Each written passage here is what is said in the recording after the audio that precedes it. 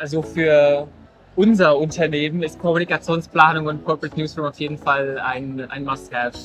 Da haben wir sehr gute Erfahrungen mitgemacht und würden uns auf jeden Fall so weiterführen.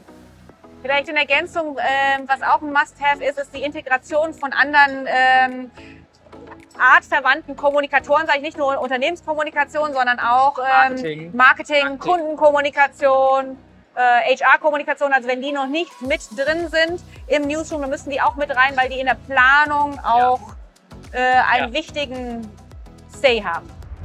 Also ich glaube, dass der Newsroom in seiner Ausprägung 2.0 extrem wichtig ist, um Kommunikation intern wie extern zu steuern und Themen zu platzieren und auch die Kommunikation in dem Unternehmen auszurichten. Was sind die relevanten Themen? Worauf fokussieren wir unsere Gelder, unser Budget, unsere Manpower etc. Und da kann ein Newsroom extrem helfen und natürlich das Thema der Transparenz.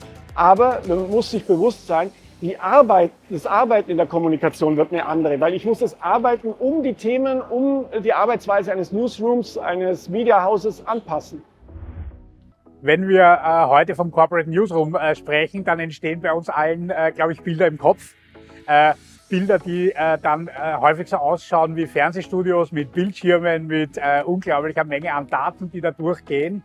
Aber das ist in unserer Wahrnehmung gar nicht der Corporate Newsroom. Was wirklich ein Must-Have ist ein Corporate Newsroom-Mindset zu haben. Das bedeutet, dass alle Kommunikationsdisziplinen, die es gibt im Unternehmen, einfach ihren Content gemeinsam erzeugen und ihn dann auch gemeinsam und aligned über alle Kanäle ausspielen und verteilen. Unabhängig davon, ob das Marketingkommunikation, Corporate-Kommunikation, interne Kommunikation, Investor Relations ist. Insofern ist dieses Mindset, glauben wir, ein Must, nicht zwingend die physische Umsetzung in Gestalt eines Redaktionsraums, der aussieht wie das Studio der Tagesschau. Ein Corporate Newsroom hilft, Themen ganzheitlich zu denken und weg von einer Channel hin zu einer Themenlogik zu kommen. Wie jedes Unternehmen für sich das umsetzt, das muss es definieren. Es gibt keine Patentlösung, es gibt Gedanken. Am Ende muss man schauen, was passt zu sich, zu seinem Team und zu seinem Unternehmen.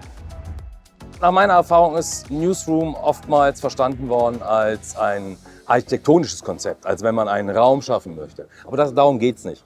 Newsroom ist ein gedankliches Konzept, dass man kollaborativ arbeitet, dass man zusammenarbeitet, dass man siloübergreifend denkt und kanalübergreifend denkt und arbeitet.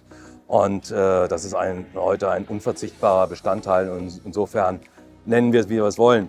Dieses übergreifende, kanalübergreifende Denken und Handeln, das ist entscheidend. Wenn man es Newsroom nennt, ist das auch okay.